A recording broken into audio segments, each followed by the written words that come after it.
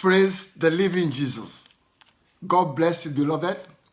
My name is Paul Adelaire, church pastor and street evangelist, convener, Global Evangelism and Revival Movement.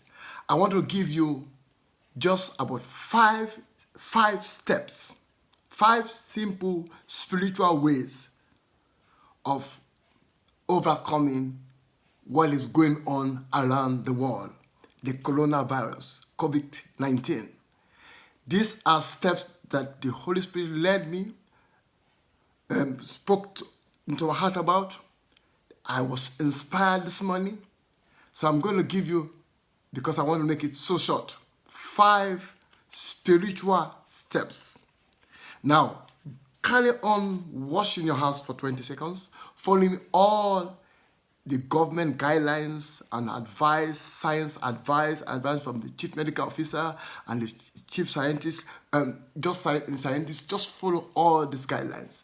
This is not an intellectual guideline. This is a spiritual guideline, okay? Because this is a spiritual war, okay? A virus is a demon. We call it the spirit of infirmity. That is in Luke 13:11. Luke 13:11. The spirit of infirmity is what is responsible for diseases and sicknesses. So let's go. I want to give you these 5 steps quickly. Number 1, look and live. Look and live. Numbers 21:4-9. Numbers 21:4-9.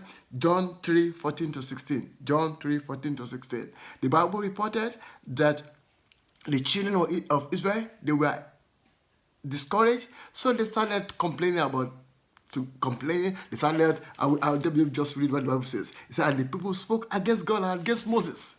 Okay, so they spoke against God, against Moses, and God released fiery serpent, started biting them and killing them, and they didn't know what to do. So God gave Moses an idea, just as he has given me, inspired me to do what I'm doing now, and told Moses to do a bronze serpent, a pole. Okay, anyone that the serpent bites and he or she looks at the pole will live. And when Jesus came in John chapter 3, Jesus said something, just refer to that incident in Numbers 21. Jesus says in John 3:14-16, John 3:14-16, he says, as Moses lifted up the serpent, so he too will be lifted up. And now he went further in John chapter 3 verse 16, he said, and for God so loved the world, that whosoever believe will not, and for God so loved the world, and he said his only begotten Son, that whosoever believe will not perish but have everlasting life. God loved the world, he sent his Son Jesus, that whosoever believes in Jesus will not perish but have eternal life. Jesus did not come to condemn the world, but to save the world. So the first prescription, the first spiritual prescription is look unto Jesus and you will live. If you have not known Jesus, what is going on around the world should draw your attention to know that Jesus Christ is Lord. So the first prescription, look unto Jesus and you will live. Okay? If you have not known Jesus, you just say this prayer, Lord Jesus, I confess you as my Lord and my Savior. The second one is found in 2 Samuel 24:10-25. 2 Samuel 24:10-25 is about erecting an altar of worship. Erecting an altar of worship. You know, David has goofed. He's made a mistake. He's made an error. He's numbered Israel, and a plague came, and the people were dying. And the same thing, he was inspired. The prophet went to him and said, this is what you should do. And he raised an altar of worship, an altar of praise and worship. And do you know what? When we raise altars of praise and worship this season, the Bible says, let God arise and let his enemies scatter. When we praise God, God arises. And when he arises, we scatter this enemy called coronavirus. Remember in the book of Acts 16 and Acts chapter 12. In Acts chapter 12, Peter was locked up by Herod to be killed. The church prayed and he was released mysteriously by an angel. But in Acts chapter 16, when Paul and Silas were detained, they worshiped God, and the Bible says there was an earthquake. An angel did not come. God himself came, because when you praise God, God will arise and the enemy will scatter. In Zephaniah chapter 3, 4-17, chapter 3, 4-17, the Bible was talking of that, if we sing, if we praise, God will take away the judgment, and we will see disaster no more. So start singing, start praising God.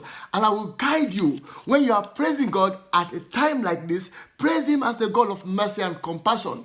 Because Lamentation 3:22, it says, because of the Lord's mercy that we are not consumed. He's always faithful. So tell Him that, God, you are faithful. You don't desire the death of any man. You don't desire the death of even sinners. You want them to be saved and to come to you. Tell Him that He's a loving Father. For God so loved the world that He gave His Son Jesus Christ, and He doesn't want the blood of His Son to be wasted. So praise Him that He is the God of love. He's the resurrection and the life. He's the King of kings. Magnify Him. Okay, so that's the second step. Raise an altar of praise and worship. Don't be afraid. Number 3. Use the blood of Jesus Christ. Revelation 12:11. The Bible says they overcame Him by the blood of the Lamb and by the word of their testimony, and they did not love their life to the death. In the book of Exodus chapter 12, the Passover was instituted. When the 10th plague came, that's the death of Pharaoh's, the Egyptians' firstborn. When that plague came, what happened? The blood was put on the doorposts of the Israelites. For every home that the blood was, the angel of destruction could not enter. No one died in that home. So as this COVID-19 and this coronavirus is going on, always apply the blood of Jesus Christ. These are spiritual weapons. They work. The spiritual controls the physical. Until we deal with this stuff spiritually and conquer this thing spiritually, the physical manifestations, we will just be in fear and panic. So we have to deal with this spiritually. So apply the blood over your street.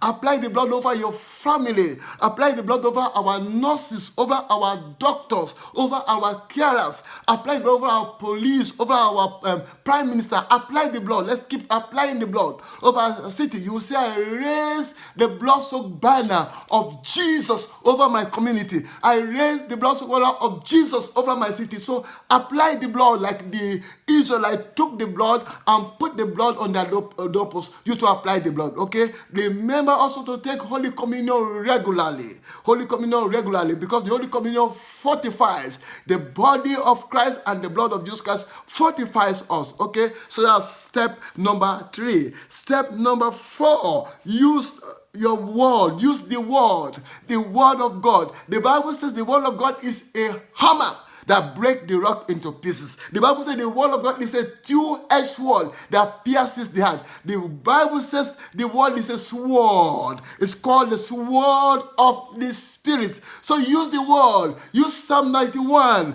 verse 1 to 16. Psalm 91, verse 1 to 16. He that dwells in the secret place of the Most High shall abide under the shadow of the Almighty. I will say of the Lord is my refuge and my fortress. My God, in Him I will trust. Okay, go ahead. Surely He shall deliver me from the snare of the fowler, from the noisome pestilence. Use Psalm 91, 1 to 16. Be reading it. Confess the word. Believe it first. Believe it, right? And use 2 Timothy 4:18. 2 Timothy 4:18. And the Lord will deliver me from every evil work and preserve me unto His heavenly kingdom. To Him be glory forever and ever. Okay, use 2 Timothy 4:18. Use Lamentation 3:22. Lamentation 3:22. Because of the Lord's mercy, we are not consumed. Use Isaiah 33:24. Isaiah 33:24. None in this land, none in Zion. You say none. The Bible says none in Zion. So you will say none in my community, none in my family. We say they are ill or they are sick. Okay, and also remember to pray and fast. Matthew 17:21. Matthew 17:21. This kind does not go except by prayer and fasting.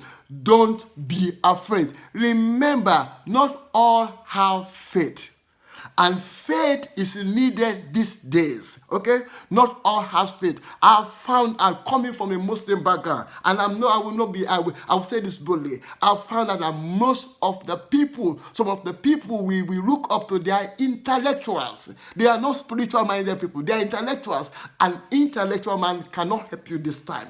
This time, who will help you is the Spirit of God, the power of God, okay? If you run to an intellectual man is going to make you to be afraid. It's going to cause anxiety. It's going to analyze the scientific stuff of it, the reality of it, the fact of it.